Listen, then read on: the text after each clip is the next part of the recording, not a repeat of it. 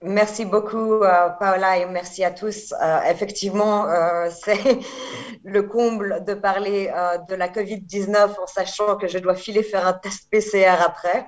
Mais je pense que ça a malheureusement un peu le cas de tout le monde aujourd'hui. Et voilà, donc je ne sais pas le combienième c'est, mais c'est en tout cas un très grand plaisir de pouvoir être là et d'avoir réussi à conjuguer les deux. Et je tiens à remercier bien évidemment l'Institut national du travail et des études sociales pour l'invitation, ainsi que mes collègues de l'OIM à Tunis. Merci beaucoup. Je vais partager, j'ai une petite présentation PowerPoint. J'espère que tout le monde m'entend bien déjà. N'hésitez pas à me dire, surtout qu'après, je risque de ne plus voir la discussion sur le chat une fois que j'aurai le PowerPoint qui sera partagé. Donc, n'hésitez pas à prendre la parole à ce moment-là pour me dire s'il y a quoi que ce soit comme problème. Et je pense que cette présentation, normalement, devrait bien compléter la présentation qui a été faite avant. Donc, comme il a été dit, je ne suis pas économiste moi-même. Néanmoins, la recherche que nous faisons s'inscrit dans le cadre de la division donc de la recherche sur les migrations, s'inscrit dans un cadre large. Donc, effectivement, nous prenons en compte certains aspects économiques, n'étant néanmoins pas, et je tiens à le souligner, économiste moi-même. Et là-dessus, je relèverai de l'expertise de Madame Boutban pour répondre à toute question par la suite. Cette présentation me permet aussi de vous montrer un peu, de situer un peu où nous en sommes au niveau de la recherche dans notre division et notamment de notre publication phare de l'organisation qui est le rapport État de la migration dans le monde. La dernière édition est celle de 2020 qui est sortie en novembre 2019 au Conseil de l'OIM devant les États membres.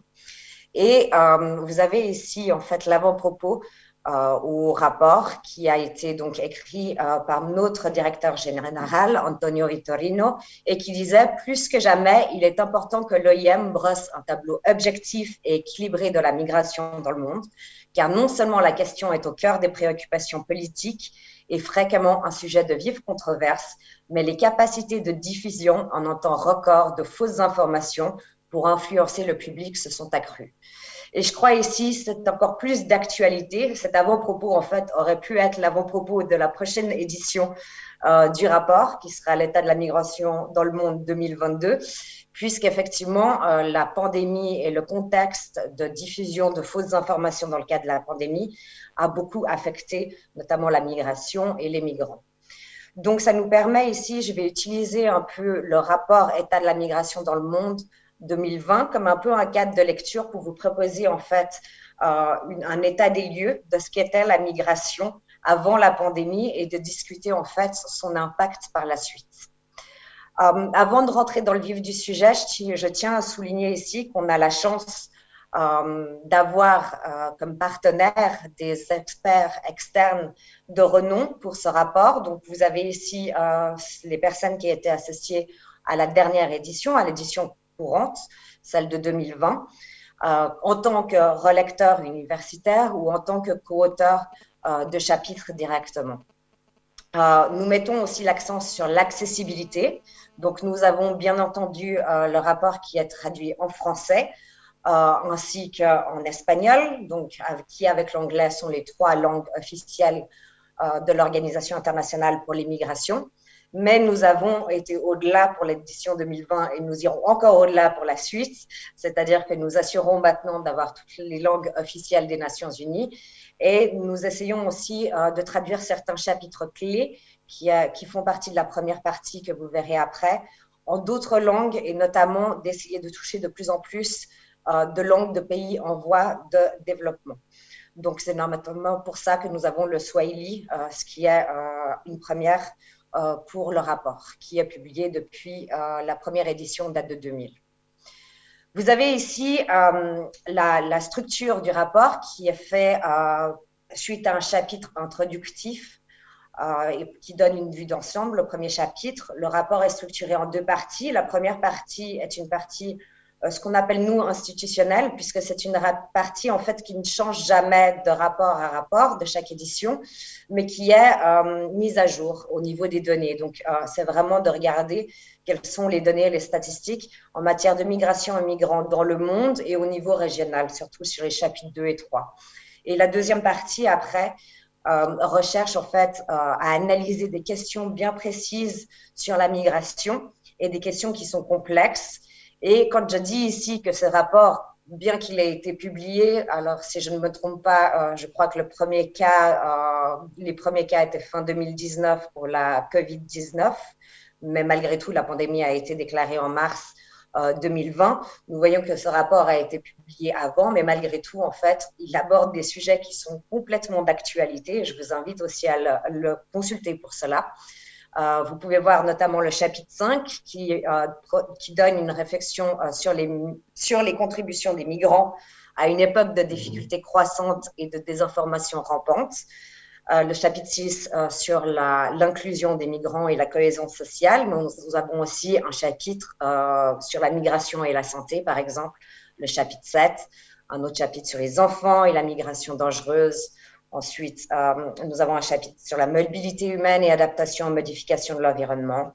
Les migrants pris dans une crise. Alors là, c'est vraiment moins dans le cadre de crise sanitaire comme nous avons maintenant, mais plus à voir avec ce que nous appelons MIKIC Initiative en anglais, c'est-à-dire l'initiative aux migrants qui sont pris dans des contextes de crise qui peuvent être dus, par exemple, à des conflits armés ou autres. Et un dernier chapitre sur la gouvernance mondiale des migrations. Donc, laissez-moi juste vous donner une vue d'ensemble rapidement à ce niveau-là, avant que nous puissions aborder le sujet plus spécifique des implications donc, de la COVID-19.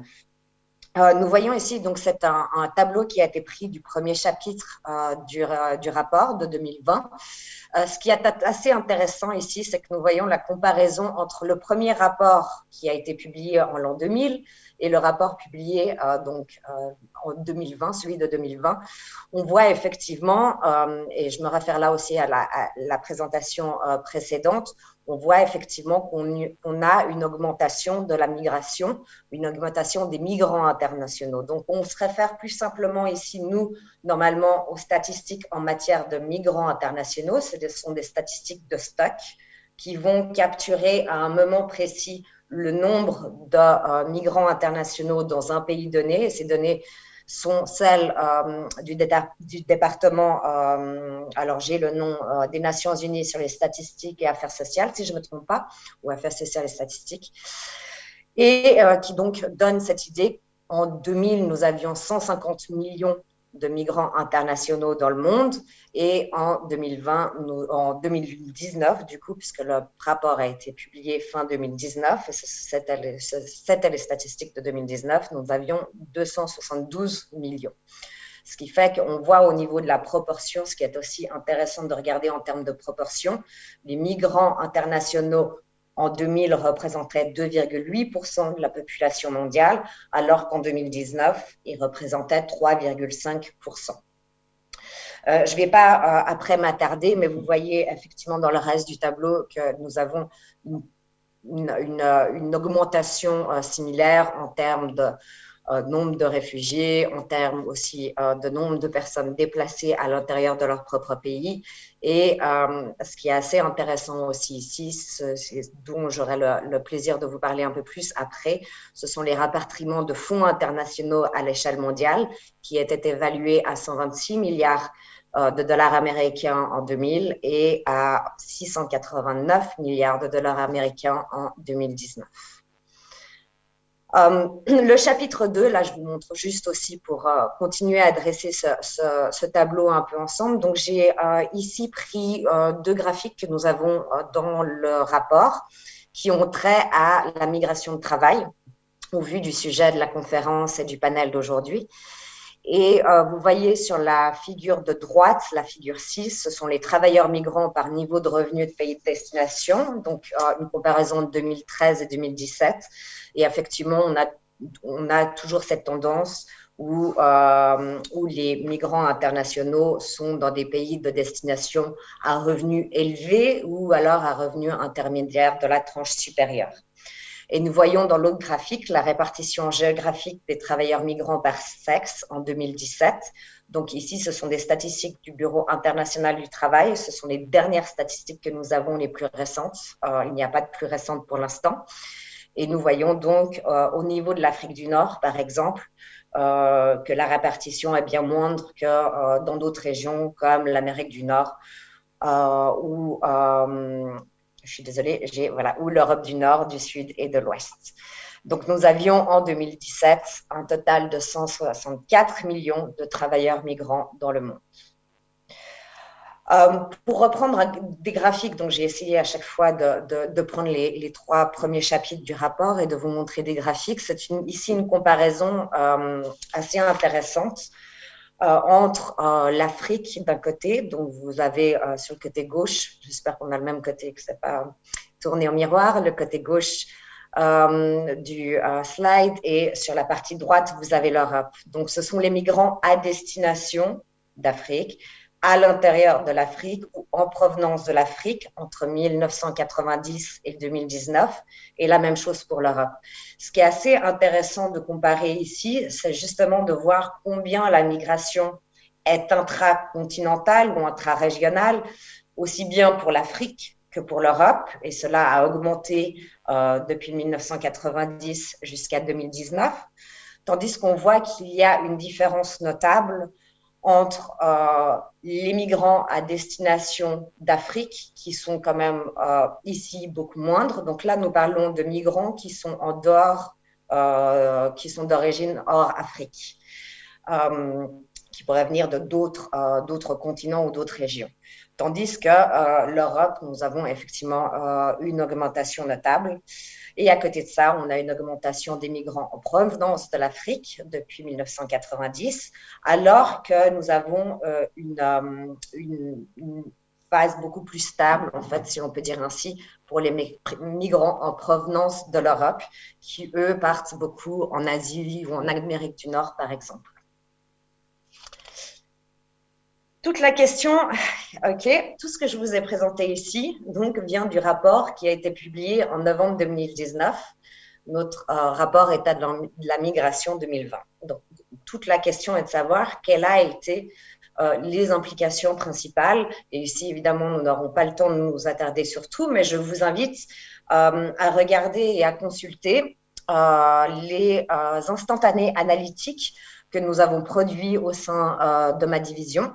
Nous avons aujourd'hui plus de 70 instantanés analytiques, donc ce sont vraiment des analyses très courtes, si vous voulez, de 2 pages maximum, qui présentent en fait l'état de la recherche. Donc, ce n'est pas une position institutionnelle de l'organisation, mais présente vraiment l'état de la recherche, les informations, les nouvelles données et statistiques qu'on peut trouver sur l'impact de la COVID-19 dans le monde au niveau de la migration et de la mobilité. On a des thèmes très divers. On couvre le développement, on couvre aussi, par exemple, tout ce qui est dimension de genre. On peut couvrir les enfants, l'éducation, mais toujours dans un cadre migratoire, bien entendu. Et donc, les thèmes récents, vous les avez là. Nous avons la régularisation, la migration à grande échelle, dimension de genre, j'en ai parlé. Nous avons aussi sur la traite des êtres humains et nous tentons de réviser et de mettre à jour ces instantanés analytiques au plus des nouvelles au fur et à mesure en fait que la recherche est mise à disposition. Donc je vous invite à regarder ces instantanés et ici à nous attarder juste sur quelques aspects que je trouvais intéressants et qui peuvent porter à réflexion en fait au niveau de ce panel, mais aussi plus largement au niveau de la conférence, de ces quelques jours que nous passons ensemble. Tout d'abord, l'impact sur le nombre de migrants en 2020. Donc, assez clairement ici, et ça a été évoqué avant, il est difficile de parler de l'impact sur les flux. Nous avons très peu de données sur les flux. La collecte de données est très difficile à avoir, mais on peut avoir une estimation sur les stocks. Et ici, c'est de nouveau le département des affaires économiques et sociales des Nations Unies qui nous donne les dernières estimations. à nous dire qu'en 2020, nous avions 281 millions de migrants internationaux et ceux-ci représentaient 3,6% de la population mondiale. Quel a été l'impact de la COVID-19 et de la pandémie? C'est une estimation de nouveau que nous aurions une réduction du stock de migrants internationaux d'environ 2 millions. C'est-à-dire que sur les 281 millions, il y aurait eu, si nous n'avions pas eu la pandémie, 2 millions de migrants internationaux en plus, ce qui représente réellement une réduction de 27% par rapport à l'augmentation ou à la tendance qui était initialement prévue. Donc, vous voyez ici sur le graphique qui est repris directement du département des affaires économiques et sociales, les différentes régions et de voir en fait où a été l'impact le plus notable. Nous pouvons le noter, donc vous le voyez en rouge, c'est l'impact qui est dû à la COVID-19. Je suis désolée, malheureusement, ce graphique n'existe qu'en anglais, mais je pense que nous arrivons tous à nous situer malgré tout. Et nous voyons que l'impact le plus négatif aurait apparemment lieu en Europe, mais il a été aussi négatif en Amérique latine et dans les Caraïbes, ainsi qu'en Afrique du Nord et en Asie de l'Ouest. Donc ça, c'est déjà un aspect sur le nombre de migrants internationaux. Après, nous avons aussi ce qui nous intéressait beaucoup dans les analytiques instantanées dont je vous ai parlé juste avant, c'est l'impact sur les contributions des migrants, ce qui est assez intéressant à voir et je voudrais le mettre un peu en relation ici avec le chapitre 5 que nous avons dans l'édition présente du rapport État de la migration dans le monde. Et j'ai pris ici vraiment, c'est un tableau, en fait, une box que nous avons directement encadrée, pardon, désolée pour le franglais, que nous avons directement dans le rapport. Et vous voyez, c'est de mettre l'accent ici sur le fait que les migrants sont bien plus que des travailleurs. Ils sont travailleurs, certes, ils font partie du marché du travail, et ils ont un impact sur celui-ci. Ils modifient la distribution des revenus des pays, ils influent sur les priorités d'investissement national. Mais ils sont aussi étudiants, ils sont aussi entrepreneurs et investisseurs, ils sont aussi consommateurs, ils épargnent aussi, ils sont contribuables, surtout si donc ils ont la possibilité d'être régularisés et de contribuer directement à la fiscalité du pays. Et ils sont membres de famille. Et c'est dans ce cadre-là que nous essayons d'approcher en fait la problématique. Et on peut voir en fait que les contributions, donc ici au sens large et non pas seulement économique, des migrants aux pays de destination durant la pandémie ont réellement été mises en exergue par la pandémie elle-même de COVID-19. Et je veux dire par là, c'est-à-dire qu'il y a beaucoup de migrants, et vous voyez en fait, je pense que je vais lire tout simplement cette citation qui parle d'elle-même. L'une des leçons que nous pouvons tirer de la crise actuelle est que de nombreuses personnes que nous considérons comme peu qualifiées sont en fait vraiment cruciales pour le bon fonctionnement de notre pays et sont en fait des travailleurs clés avérés. Donc, il y a eu un changement de regard et une prise de conscience dans certains pays sur l'importance des travailleurs migrants dans le secteur sanitaire. On l'a vu, ça c'était sûr. Les migrants domestiques aussi, qui ont dû s'occuper beaucoup plus de personnes avec qui elles se sont retrouvées confinées, avec les risques que ça a pu aussi apporter au niveau de traite et d'exploitation, bien sûr. Et les travailleurs agricoles, par exemple, comme on l'a vu dans certains pays ou même aux États-Unis ou au Canada, il y a eu des réelles problématiques, en fait, au niveau de la culture des champs et des choses comme ça. Donc, on voit, on a eu ces migrants en première ligne de front, en fait, durant la pandémie. On a eu aussi des mobilisations de migrants, de réfugiés et de diaspora qui sont venus aider à la mobilisation beaucoup plus générale de nos sociétés face à la pandémie. Ce qui est intéressant aussi de réfléchir ici, c'est de voir l'importance au final des migrants pour toutes sortes de qualifications. Donc, durant la pandémie, et on a vu la réponse des États là-dessus, de certains États, c'était d'inclure les migrants dans les plans de réponse nationaux à la COVID-19, de les inclure aussi dans les plans de vaccination, puisqu'on voit aussi leur importance au niveau sociétal.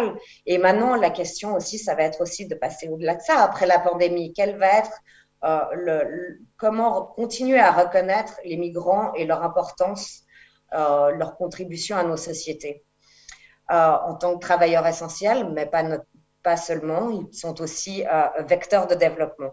Donc, on l'a vu dans certains pays, on a eu des cas de régularisation de migrants qui étaient donc de manière irrégulière dans le pays. Ça a été le cas au Portugal, en Italie et plus récemment en Colombie avec les migrants vénézuéliens, pour leur donner l'accès justement à la protection sociale, plus de protection, mais aussi pour accroître en fait leur contribution au pays après coup. Et la question va être de s'inscrire dans une mesure plus pérenne et savoir comment réellement mieux intégrer et reconnaître les migrants et leur contribution au pays de destination, surtout dans le cadre, par exemple, de politique de développement, par exemple. Et quelques mots ici sur les contributions, bien sûr. Alors, je vais pas m'attarder là-dessus, n'étant pas économiste, mais je pense que vous avez ici, on a quelques graphiques que nous avons faits qui peuvent être intéressants au niveau de la contribution au pays d'origine. Je vous invite, je crois que cette présentation va être distribuée, si je ne me trompe pas, et tous les graphiques et toutes les images, en fait, ont des liens hypertextes. Donc, si vous cliquez dessus, vous êtes directement redirigé vers la page Internet concernée. Et là, si vous cliquez, en fait, c'est une page interactive que nous avons du rapport. Et nous voyons, en fait, vous pouvez cliquer sur certains pays et faire apparaître ces flux. Donc ici, ce sont en haut à droite, les 10 principaux pays bénéficiaires de rapatriement de fonds depuis 1995.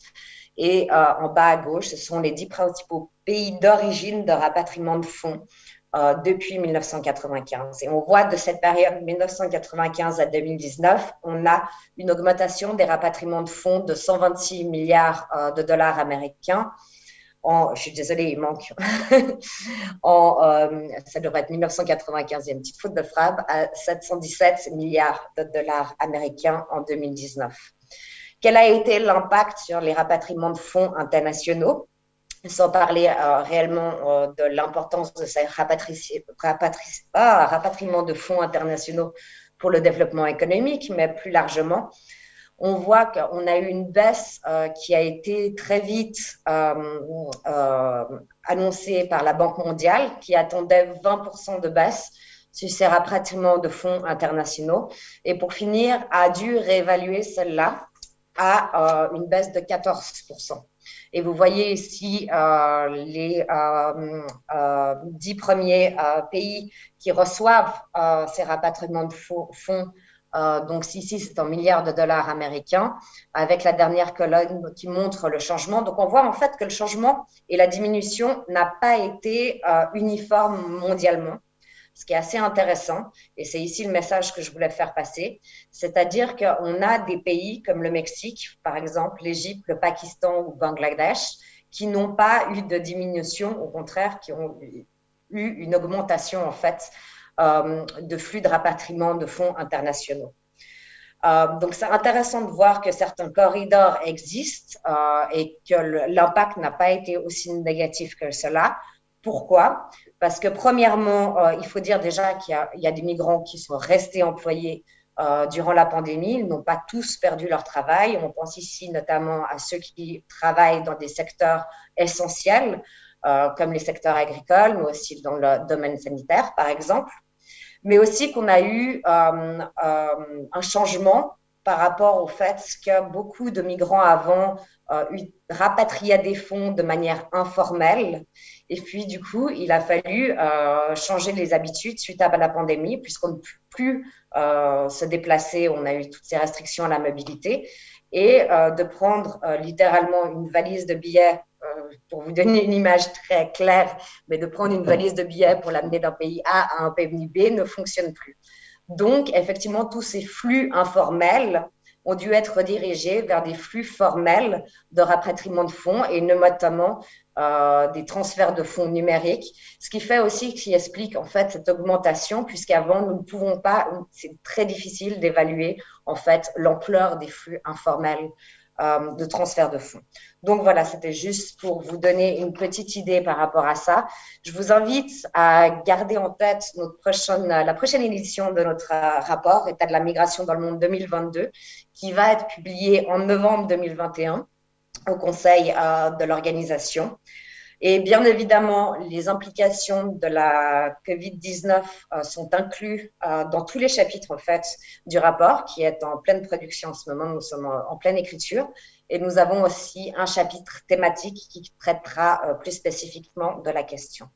Et je vous invite, sinon vous avez toutes les ressources ici, donc le rapport en haut si vous voulez cliquer sur la page interactive, nos aperçus analytiques, instantanés analytiques, ainsi que d'autres ressources, notamment des papiers qui ont été écrits. Alors ceux-là ne sont disponibles qu'en anglais, mais qui ont été écrits par des experts externes sur les implications de la COVID-19 sur la migration et sur la mobilité. Et vous avez aussi notre adresse email si vous voulez avoir de plus en renseignements ou toute question par la suite. Je vous remercie beaucoup, en tout cas. Je suis contente d'avoir pu participer et de rester encore un petit peu avec vous avant de partir faire mon test PCR. Merci beaucoup.